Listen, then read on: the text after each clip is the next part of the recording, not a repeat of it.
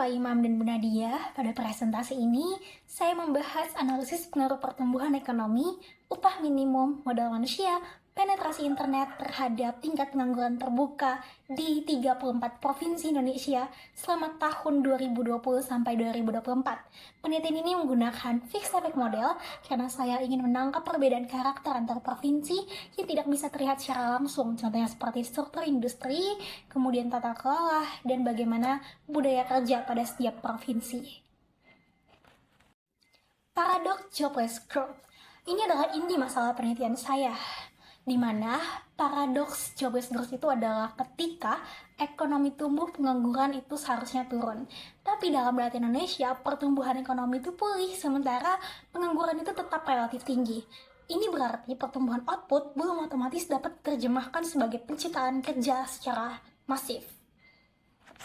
Masalahnya semakin jelas kalau dilihat dari per provinsinya. TPT tertinggi pada tahun 2024 itu di Jawa Barat 6,75%, dan Banten itu 6,68%, dan Papua itu 6,48%, dan DKI Jakarta itu berdiri pada 6,21%. Sementara yang paling rendah adalah Bali 1,79%, di mana Sulawesi Barat juga rendah, yaitu 2,68%, dan Nusa Tenggara Barat sebesar 2,73%. Artinya TPT nasional yaitu 4,47% itu menyembunyikan ketimpangan regional yang sangat besar di beberapa provinsi. Dari telaah literatur, ada 3 gap utama yang saya pakai untuk menulis penelitian ini. Pertama, gap waktu. Karena banyak studi berhenti di tahun 2020 dan 2023, sehingga belum bisa menangkap pemulihan secara penuh di tahun 2024-nya. Kedua, gap metodologi. Karena belum ada studi yang mengontrol heterogenitas provinsi dan struktural break pandemi. Ketiga, yaitu belum ada gap integrasi variabel. Karena belum ada model yang secara utuh menggabungkan pertumbuhan ekonomi, upah minimum, rata-rata lama sekolah, dengan sekaligus ada penetrasi internet dan kontrol dengan COVID-19. Berdasarkan gap itu, penelitian ini menjawab satu pertanyaan besar, yaitu bagaimana pengaruh 5 determinan terhadap TPT di 34 provinsi Indonesia selama tahun 2020 sampai 2024. Dan saya menguji pertumbuhan ekonomi, upah minimum, rata-rata lama sekolah, dan penetrasi internet juga dengan dummy COVID-19-nya. Jadi fokus saya bukan hanya mencari tahu apakah variabel itu berpengaruh, tapi bagaimana arahnya dan bagaimana kekuatannya secara empiris. Kerangka konseptual penelitian ini dibangun dari 3 dasar teori utama. Yang pertama hukum okun, kedua teori rigiditas upah, dan ketiga modal manusia. Kemudian saya tambahkan determinan kontemporer berupa penetrasi internet serta dummy COVID-19 untuk menangkap guncangan struktural. Secara ekonometrik, semua itu saya tempatkan dalam model panel dengan efek tetap provinsi supaya karakteristik dari tiap daerah itu tidak mengganggu estimasi. Hipotesis saya sederhana tapi kuat. Pertumbuhan ekonomi diduga menurunkan tingkat pengangguran terbuka, upah minimum diduga berpengaruh 2 arah, kemudian rata-rata lama sekolah diduga menurunkan tingkat pengangguran terbuka, penetrasi internet juga berpeluang 2 arah, dan dummy COVID-19 itu diduga menaikkan tingkat pengangguran terbuka. Oleh karena itu, secara bersama-sama, semua variabel ini saya uji bersama untuk melihat apakah modelnya benar-benar menjelaskan pengangguran. Secara teori, pertumbuhan ekonomi dikaitkan dengan hukum okun dan upah minimum didebatkan oleh 2 pandangan, yaitu pandangan dari neoklasik dan neo-Keynesian. Kemudian modal manusia adalah dari Becker dan Schultz, dan serta ekonomi digital dengan adanya perubahan penciptaan kerja dan displacement.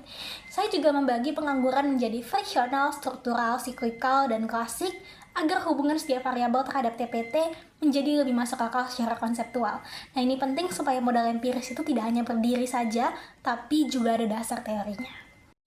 Pada variabel internet, arah pengaruhnya memang tidak tunggal, di mana di satu sisi internet itu bisa mempercepat job matching, kemudian bisa menurunkan biaya pencarian kerja, dan mengurangi asimetri informasi. Tapi di sisi lain, digitalisasi juga bisa menggantikan pekerjaan rutin lewat otomatisasi, terutama ketika keterampilan tenaga kerja itu belum siap.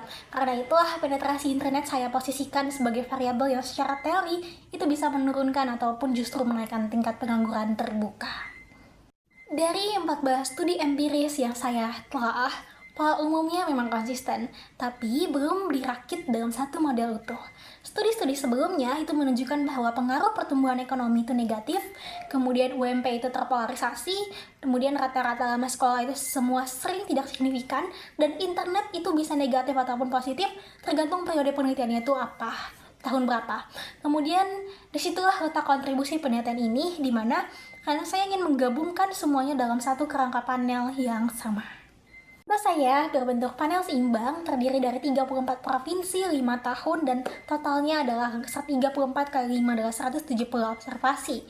Kemudian model utamanya adalah fixed effect model dengan persamaan semilog karena beberapa variabel saya gunakan dalam logaritma natural, di mana D-COVID dan Mi-COVID itu saya beri nilai 1 untuk masa pandemi yaitu tahun 2020 sampai tahun 2021 dan 0 untuk kategori dasar yaitu tahun 2022 sampai tahun 2024. Apa gunanya supaya efek pandemi itu bisa dipisahkan dari faktor yang menjadi dasar ekonomi yaitu seperti variabel penjelas yang sebelumnya. Secara metodologi, saya mulai dari estimasi awal dengan melakukan uji Chow dan uji Hausman untuk memilih mode terbaik. Setelah itu saya lakukan uji asumsi klasik lalu masuk ke estimasi akhir dengan robust standar error. Alurnya saya buat sistematis agar hasil akhir ini hanya tidak signifikan secara statistik, tapi juga sah secara ekonometrika. Berikut adalah pemilihan model terbaik. Hasil uji Chow menunjukkan bahwa FEM itu lebih tepat daripada CHEM dengan F-nya sebesar 38,643 dan probabilitasnya itu 0,000. Uji Hausman itu juga menolak RAM dengan chi-square-nya 34,36 dan probabilitasnya itu 0,00. Ini artinya karakteristik provinsi itu memang berkorelasi dengan regresor sehingga efek telat provinsi itu harus dipertahankan. Bahkan R-square itu naik dari 36,8% menjadi 36,8% di CHEM, sedangkan di FEM itu naik menjadi 94,1%.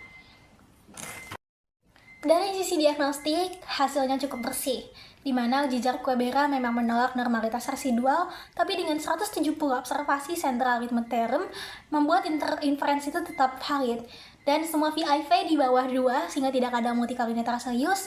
Kemudian heterokedastisitas itu memang terdeteksi, tapi saya atasi dengan wide period robust standard error. Hasil penelitian dari program EVIUS menunjukkan bahwa pertumbuhan ekonomi itu berkoefisien minus 0,102 dan signifikan, kemudian LAN UMP itu berkoefisien minus 7,293 dan signifikan, tapi untuk rata-rata lama sekolah LAN RLS itu minus 1,131 tapi tidak signifikan. Untuk LAN INT yaitu penetrasi internet itu bernilai positif sebesar 5,006 dan signifikan, dan untuk demi COVID itu sendiri bernilai positif yaitu 0,662 dan sangat signifikan. Model ini juga sangat kuat karena R-square-nya yaitu koefisien determinasinya itu sebesar 0,941 dengan adjusted R-square yang udah mempenaltikan sebesar 92,4 dan F statistiknya itu 55,13. Dari penelitian ini, ada beberapa temuan utama. Yang pertama, terkait hukum Okun. Hukum Okun itu berlaku di Indonesia, tapi hubungannya lemah. Kenapa? Karena pertumbuhan ekonomi itu memang menurunkan pengangguran, tapi efeknya untuk langsung untuk bisa menyerap tenaga kerja itu sangat kecil. Temuan kedua, upah minimum. Upah minimum itu justru berpengaruh negatif terhadap pengangguran, jadi secara nasional, logika Keynesian ataupun pandangan Keynesian dengan upah efisiensi itu lebih dominan daripada neoklasik. Temuan ketiga adalah rata-rata lama sekolah yang tidak signifikan, yang saya baca sebagai paradox educated unemployment. Kemudian temuan keempat adalah internet justru menaikkan pengangguran pada periode 2020 sampai periode 2024, sehingga terjadilah efek technological displacement lebih kuat daripada job creation pada tahun-tahun penelitian ini. Kalau dipetakan berdasarkan jenis pengangguran, pertumbuhan ekonomi itu menangkap sisi siklikal, kalau upah minimum provinsi itu menangkap sisi klasik ya.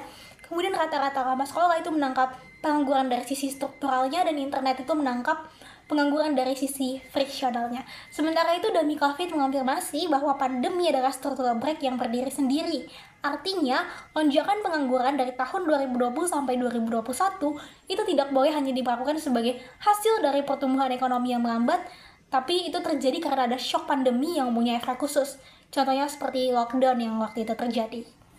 Dari hasil penelitian ini, kebijakan pertama harus bergeser dari mengejar pertumbuhan agregat, seharusnya pemerintah lebih mengejar pertumbuhan yang inklusif dan padat karya. Kedua, untuk formula upah minimum, ya itu sangat sensitif, di mana harus sangat disesuaikan dengan struktur industri lokal, bukan lagi seragam secara nasional. Ketiga, harus dilakukan perluasan internet, di mana harus dibarengi juga dengan pelatihan digital, literasi UMKM, dan perlindungan sosial.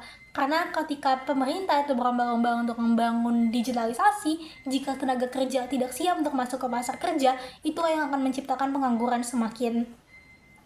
Penelitian ini juga punya keterbatasan, rentang waktunya hanya 5 tahun, dengan proksi internetnya masih terbatas juga pada akses rumah tangga saja, dan tingkat pengangguran terbuka itu masih memisahkan sektor formal dan informal.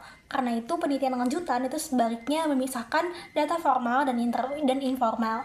Kemudian, belum menguji interaksi antara internet dan rata-rata lama sekolah, dan mempertimbangkan nantinya untuk lanjutannya untuk dipertimbangkan sistem GMM dan two-stage least square untuk mengatasi potensi endogenitas. Sebagai simpulan, penelitian ini menunjukkan bahwa pertumbuhan ekonomi, upah minimum, penetrasi internet, dan demi COVID itu berpengaruh signifikan terhadap tingkat pengangguran terbuka di Indonesia pada 34 provinsi. Sedangkan rata-rata lama sekolah itu tidak signifikan. Jadi tidak ada bukti. Jadi pengangguran di Indonesia itu bukan cuma soal besar kecilnya pertumbuhan, tapi dia juga memperhatikan bagaimana permasalahan struktur ekonomi, kualitas sumber daya manusia, dan